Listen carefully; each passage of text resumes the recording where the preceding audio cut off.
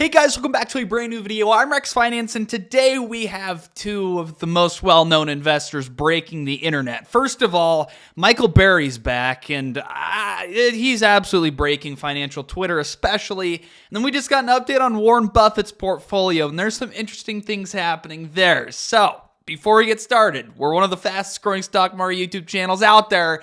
I'd love to continue the trend, so make sure you subscribe down below. I appreciate it very much. Hit the like button. We've been averaging 200 likes a video, but we're going to need everybody to hit over 200 for this video, but I expect it. And also drop me a comment down below, whether you're more in the Michael Burry camp or the Warren Buffett camp. Are you bearish? Are you bullish? Are you short? Are you long? And when I say short or long, I mean like in the stock market. Come on, guys. But if you've been following this at all today, Michael Burry broke the internet. He's famous from The Big Short. He correctly called the 2008 and 2009 financial crisis, so good job, Michael Burry. But it still baffles me today that he still has so much prominence in the financial world because he practically predicts a crash or a correction or a crisis or a depression every single year, and he's been right once. If I could keep all my accolades and be wrong 90% of the time, that'd be quite a life. But today he bought put options against both the S&P 500 and the NASDAQ 100.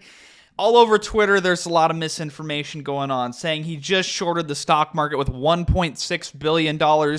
No, he didn't. He did not spend $1.6 billion shorting the markets. This is just the notional value of this position. So he's controlling $1.6 billion, but he actually spent way less than that. We don't know the exact amount because the expiration date and the strike price were not made public. But in the 13F that was just released by Scion Asset Management, it shows that he holds a $2 million share put against the S&P 500 and a 2 million share put against the NASDAQ 100. This is incorrect. Divide this by 100 because that's how many contracts he actually holds. Now, yes, he is controlling, again, $1.6 billion of money betting against the stock market. So that's a lot of money, but we don't know how much he spent on this position. Also, keep in mind that this 13F only updates his portfolio through June 30th. So this is as of basically a month and a half ago.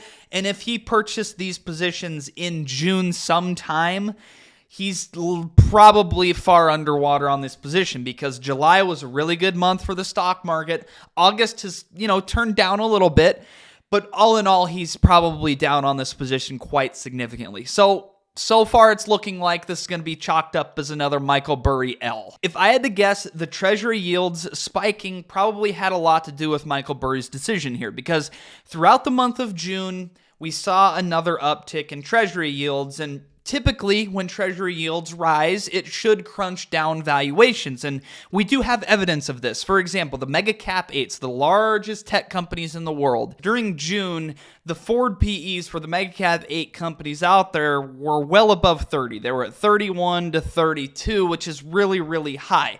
Now, as Treasury yields have continued to rise, especially over the past couple of weeks, their forward PE ratios have come down significantly already, from 32 or 33 to 28 as of last Friday. And these Treasury yields really aren't showing any signs that they're going to slow down in increases anytime soon.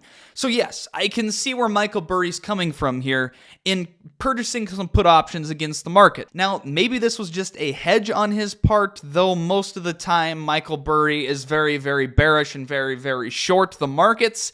So I don't think this is just a hedge. I think this is Michael Burry trying to come out and have another success finally, to reignite his story. Because yes, if these put options work out in his favor, he's going to make a ton of money and everybody's going to be talking about Michael Burry again. However, I do just want to mention quickly, a 4% or higher 10-year Treasury yield, in my opinion, actually is not a bad thing because 4% is enough where companies and people can get risk-free return And it's high enough that there is an alternative to stock market investing.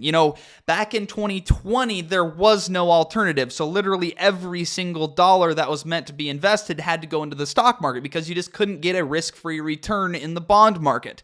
That has changed. What that means is we're going to avoid these stock market bubbles moving forward. When there is no alternative, again, every single dollar is invested into the stock market, which is what creates bubbles. With a 10-year treasury yield at 4.2%, the likelihood of us forming another major stock market bubble goes down dramatically. Also, keep in mind, these companies that put their excess cash into treasury yields, this is what Warren Buffett does with his portfolio, which we'll dive into shortly. They can make significant money buying treasury yields, and that money can be turned around and reinvested into the business to grow their business naturally, or it can be used for stock buybacks or to issue dividends to investors. So honestly, in my opinion, and maybe my other scholars here on YouTube would disagree, but a 4% 10-year treasury is actually a really healthy thing for a long-term bull market. I even own a company called Lycycle, ticker symbol LICY. I can bring it up on the Google here while I talk about it. But they're down 13% today, by the way, after reporting earnings. I bought some more shares today. I plan to buy even more. But this company, in my opinion, is one of the best opportunities in the entire stock market. They recycle lithium-ion batteries. I'll do another deep dive video into this company very, very soon. But it's not really the point. This company has $300 million in cash sitting on their balance sheet. You know what they're doing with that cash? They're investing it in treasury yields. They're putting it into a money market fund. And they're getting really, really good return on that capital. Again, this is a young company, a high growth company. Any money that they can make risk-free is going to benefit shareholders tremendously because that is money that this company will not have to raise via debt or equity. They don't have to dilute, and they don't have to take out a new loan to get this money, whatever money they earn via investing in treasury yields with their excess cash. You even have a company like Workhorse. This is a penny stock that's almost priced for bankruptcy right now. But regardless, they have $70 million of cash sitting on their balance sheet right now. With their excess cash, they have that invested in a money market fund and in treasuries. And as a result, they're getting pretty good return on their excess cash, which, maybe this company does end up going bankrupt. That's a risk with this company. But by getting this additional cash, by getting this return on investment via your excess cash and investing it, that extends the bankruptcy runway. That extends the amount of time they can operate as a company before they go bankrupt because it's extra cash that's sitting on their balance sheet. So again, treasury yield, 10-year treasury yield at 4%, and shorter term maturities with yields over 5%. Very, very good for both businesses and people. But now let's go ahead and discuss Warren Buffett's portfolio update. There's some really surprising stuff in here, and it starts with him selling completely out of Activision Blizzard. This was viewed as an arbitrage play by him, basically because the stock price was trading for much cheaper than Microsoft was willing to pay for Activision Blizzard. The markets were doubting that acquisition would be approved. Berkshire Hathaway and Warren Buffett were on the other side of the equation, betting that it would go through. But they sold out of 70% of their holdings in Activision Blizzard. So at least as of June 30th, they changed their tune. They all of a sudden started to believe that this deal would not go through and that this arbitrage opportunity completely disappeared. Beyond that, they sold 18 million shares of General Motors, which is a 45% reduction in their total holdings. They also sold shares of Chevron, Globe Life, and CE. I'm not sure what CE is, but it's a materials company. And then they sold completely out of their position in McKesson, which is a healthcare play. They sold out of their complete position in MMC, which I had to Google, Marsh & McLennan Companies, which is a global professional services firm. And then lastly, they sold completely out of VTS, which is Vitesse Energy. It's an energy play, an oil play, which is a little bit surprising considering when we flip this around, again, they added a ton of shares to Occidental Petroleum. They added over 12 million shares, a 5% increase in their ownership, and Occidental Petroleum now makes up 24% of Berkshire Hathaway's entire portfolio. That is absolutely crazy considering how many different companies Berkshire Hathaway owns. And then perhaps most surprisingly, they added 3 new positions. First, they added D.R. Horton's, which is DHI. They added Lennar, which is LEN.B, and they added NVR. These are listed as consumer discretionary stocks, but if you guys know D.R. Horton's, for example, This is a home construction company. And Lennar and NVR are also home and real estate related companies. And right now, most people think that housing is going to crash. So this is really, really interesting. Warren Buffett is betting that the real estate market and housing markets are going to remain very, very strong. And it's not necessarily like he bought these shares on a dip or anything, because year to date, D.R. Horton is up 36%. By the way, after hours today, the stock is up 2.61%. That's the Warren Buffett effect. And then we talked about Lennar, which is another new position of his, another home construction company.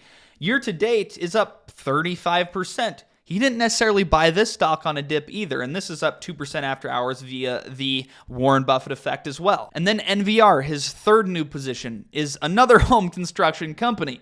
So he clearly believes that home construction is going to remain strong, because this as well, year to date, up 34%. He didn't necessarily buy this stock at a dip either. And after hours up 1%. Again, that Warren Buffett effect that I've mentioned several times already. And then lastly, he added 2.5 million shares to his position in Capital One, which is a 25% increase in his total stake, and he now owns 3% of the company. Clearly, based on these buys, he believes that the American economy is going to remain strong. He is not betting that we're going to see a recession. So I don't really know what to think. You have Michael Burry betting against the economy with $1.6 billion. He has control of $1.6 billion via those options. He's betting that against the stock market on the S&P 500 and the NASDAQ. And then you have Warren Buffett, who clearly, with his positions that he bought last quarter, clearly betting that the economy is not going to see a recession, which, by the way, is something that I've believed since October of last year. I made a video, stocks just bottom and nobody noticed. Well, nobody noticed that video either. That was quite a call, because the markets have done very well since last October if you've been participating. Let me know down below what you think. Are you in the Michael Burry camp here, or are you on Warren Buffett's side? I always tend to be on the long side, Warren Buffett side of things. But with that, I'm going to end this video here. Again, subscribe if you're new here or returning and not yet subscribed. Thank you guys so much for coming out. Leave a like down below. Stay blessed. Keep 10 toes to the ground and your chin up. Peace out.